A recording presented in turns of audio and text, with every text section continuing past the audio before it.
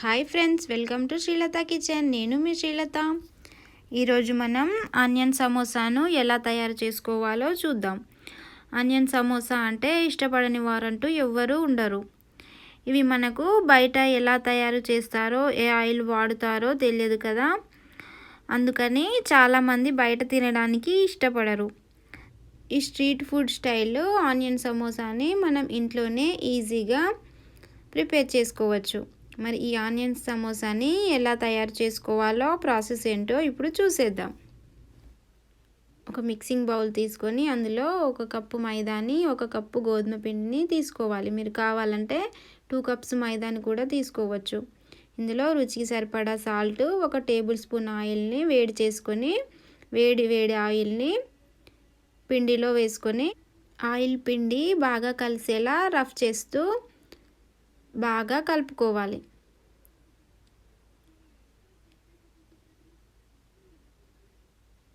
ఈ విధంగా ముద్దలా రావాలి. ఇప్పుడు కొద్దిగా వాటర్ యాడ్ చేస్తూ చపాతీ పిండిలా కలుపుకోవాలి. ఒకేసారి ఎక్కువ వాటర్ యాడ్ చేయకుండా కొద్దిగా వేసుకుంటూ కలుపుకోవాలి. ఇప్పుడు ఒక 5 నిమిషాల పాటు బాగా కలుపుకొని మూత పెట్టుకొని ఒక 15 నుంచి 20 నిమిషాల పాటు పక్కన పెట్టుకోవాలి. ఇప్పుడు స్టఫింగ్కి ప్రిపేర్ చేసుకుందాం. ఒక బౌల్ తీసుకొని అందులో 1/4 కప్పు అటుకులను వేసుకొని అటుకులను చేయితో బాగా నలుపుకోవాలి.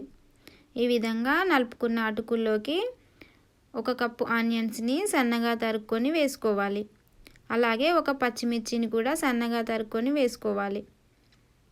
ఇప్పుడు పచ్చిమిర్చి వేసాం కదా, ఒక 1/2 టీ స్పూన్ కారం సరిపోతుంది. తర్వాత రుచికి సరిపడా సాల్ట్, ఒక చిటికెడు పసుపు, ఒక 1/2 టీ స్పూన్ ధనియాల పొడి, 1/2 టీ స్పూన్ జీలకర్ర పొడి, 1/2 టీ స్పూన్ అల్లం వేసుకొని బాగా కలుపుకోవాలి. మీరు కావాలంటే కొత్తిమీరను కూడా సన్నగా తరుక్కొని యాడ్ చేసుకోవచ్చు. విధంగా అంతా కలుపుకున్న తర్వాత పక్కన పెట్టుకోవాలి. కలిపి పెట్టుకున్న పిండి ముద్దను తీసుకొని 1 నిమిషం పాటు బాగా కలుపుకోవాలి. కలుపుకున్న తర్వాత ఈ పిండి ముద్దను 4 ఉండలుగా చుట్టుకోవాలి. ఇప్పుడు ఈ విధంగా ముద్దలు చేసుకున్న తర్వాత ఒక్కో పిండి ముద్దను తీసుకొని పొడి పిండిని చల్లుతూ చేయితో నొక్కుతూ చపాతీ కర్రతో సన్నగా తాల్చుకోవాలి. మనం ఎంత సన్నగా తాల్చుకుంటే అంత బాగా వస్తాయి సమోసాలు. అన్నింటినీ ఎంత వీలైతే అంత సన్నగా స్ప్రెడ్ చేసుకొని పక్కన పెట్టుకోండి. ఇప్పుడు స్టవ్ పైన చపాతీ పెనాన్ని పెట్టుకొని పెనాన్ని వేడెక్కిన తర్వాత అటు ఇటు 10 సెకండ్స్ కాల్చుకోండి.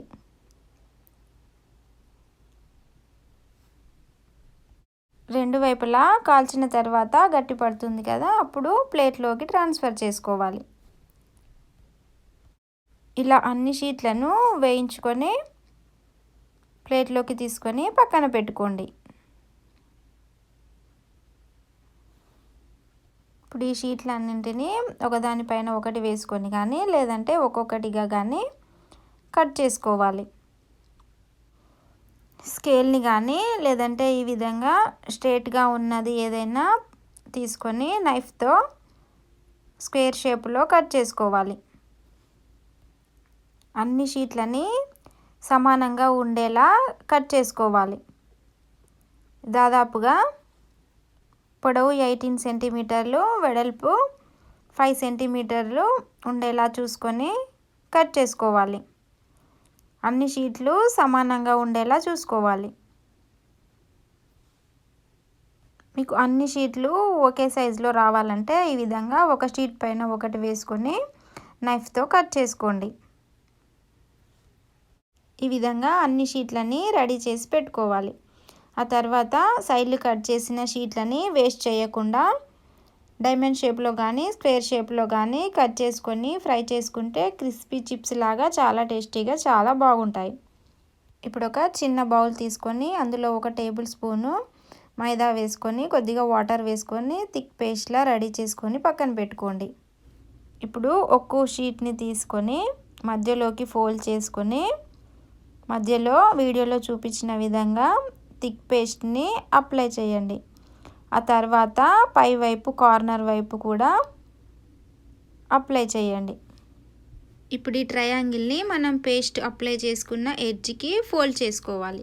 ఈ విధంగా ఫోల్డ్ చేసుకుంటే మనకు కోన్ రెడీ అయిపోతుంది. ఇప్పుడు ఈ కోన్లో మనం స్టఫింగ్ చేసుకున్నాం కదా, ఇందులో ఫిల్ చేసుకొని చేయితో బాగా నొక్కుకొని ఇప్పుడు పైన ఎక్స్ట్రాస్ని మనం తయారు చేసుకున్న పేస్ట్ సహాయంతో క్లోజ్ చేసుకోండి. ఈ విధంగా వీలైనంత ఎక్కువ పేస్ట్ని అప్లై చేసి ఫోల్డ్ చేసి అతికించండి. ఈ విధంగా ఎక్స్ట్రాస్ అన్నింటినీ సమోసా షేప్లోకి ఎంత వీలైతే అంత దగ్గరికి మలుచుకోవాలి. సమోసా విడిపోకుండా పైన కూడా మైదా పేస్ట్ని అప్లై చేయండి. ఇలా సమోసాని తయారు చేసుకోవాలి. అలాగే అన్ని సమోసాలను కూడా ప్రిపేర్ చేసుకొని పక్కన పెట్టుకోవాలి. ఇప్పుడు నేను మరో సమోసాను తయారు చేసి చూపిస్తాను. సమోసా షీట్ని తీసుకొని కరెక్ట్గా మధ్యలోకి ఫోల్డ్ చేసుకొని మైదా పేస్ట్ని అప్లై చేసుకొని అలాగే పైవైపు ఎడ్జ్కి కూడా అప్లై చేసుకొని ఈ ట్రయాంగిల్ షేప్ని దానిపైన అతికించుకోవాలి. చూసారు కదా, కోన్ రెడీ అయిపోయింది. ఇప్పుడు ఈ కోన్లో స్పూన్ సహాయంతో స్టఫింగ్ని ఫిల్ చేసుకొని ఇప్పుడు పైవైపు కూడా పేస్ట్ అప్లై చేసుకొని మొత్తాన్ని అతికించుకోండి. సమోసా షేప్ వచ్చేలా అన్నింటినీ అతికించుకోండి. ఈ విధంగా అన్ని సమోసాలను ప్రిపేర్ చేసుకొని ప్లేట్లోకి తీసుకోవాలి. చూసారు కదా, అన్ని సమోసాలను ఇలా తయారు చేసుకొని పెట్టుకోవాలి.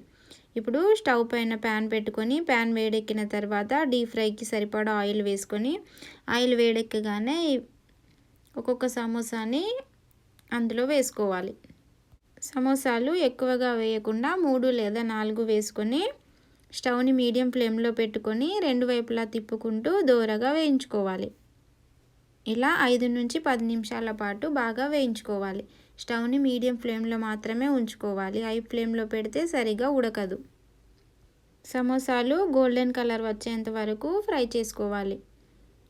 క్రిస్పీగా గోల్డెన్ కలర్ రావాలి. ఈ విధంగా ఫ్రై అయిన తర్వాత ఈ సమోసాలని ఒక టిష్యూ ఉన్న ప్లేట్లోకి ట్రాన్స్ఫర్ చేసుకోవాలి. ఈ విధంగా అన్ని సమోసాలను కూడా ఫ్రై చేసుకొని ప్లేట్లోకి తీసుకోవాలి.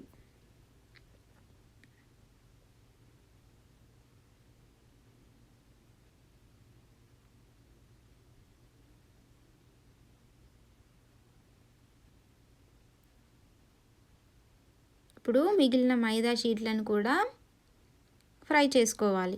గోల్డెన్ బ్రౌన్ కలర్ వచ్చేంత వరకు ఫ్రై చేసుకోవాలి. వీటిని ఈవినింగ్ స్నాక్స్లా పిల్లలకు పెడితే చాలా ఇష్టపడి తింటారు. ఇవి చాలా క్రిస్పీగా క్రంచీగా చాలా బాగుంటాయి. వీటిని టీ టైం స్నాక్స్లా కూడా తీసుకోవచ్చు. సమోసాని కొద్దిగా స్పైస్గా తినాలనుకునే వాళ్ళు ఈ విధంగా 4 పచ్చిమిర్చీలను తీసుకొని సేఫ్టీ పిన్తో ఘాటు పెట్టుకొని ఆయిల్లో వేసుకొని ఫ్రై చేసుకోవాలి. ఫ్రై చేసుకొని ఒక టిష్యూలోకి తీసుకొని కొద్దిగా సాల్ట్ చల్లుకొని స్ప్రెడ్ చేసుకోవాలి. ఈ మిర్చీలని సమోసాతో కలిపి తింటే చాలా టేస్టీగా ఉంటాయి. అంతే, ఎంతో సింపుల్గా టేస్టీగా క్రిస్పీగా స్ట్రీట్ ఫుడ్ స్టైల్లో ఆనియన్ సమోసా రెడీ అయిపోయింది. ఒకవేళ మీకు ఈ షీట్స్ చేసుకోవడం ఇబ్బందిగా ఉంటే ఇవి మార్కెట్లో కూడా దొరుకుతాయి. ఇవి తెచ్చుకొని స్టఫింగ్ ప్రిపేర్ చేసుకొని పచ్చిమిర్చిని వేయించుకొని ఈవినింగ్ స్నాక్స్లా తీసుకుంటే చాలా టేస్టీగా చాలా బాగుంటాయి. చూడండి ఎంత క్రిస్పీగా క్రంచీగా చాలా బాగా ఎలా వచ్చాయో సమోసాలు. చూస్తుంటేనే నోరూరుతుంది కదా. మీరు కూడా వెంటనే ట్రై చేసి మీకు ఎలా వచ్చిందో కామెంట్ చేయండి. చూసారు కదా, ఈ వీడియో కనుక మీకు నచ్చినట్లయితే లైక్ చేసి షేర్ చేయండి. అలాగే సబ్స్క్రైబ్ చేసుకోవడం మర్చిపోకండి. Thank you.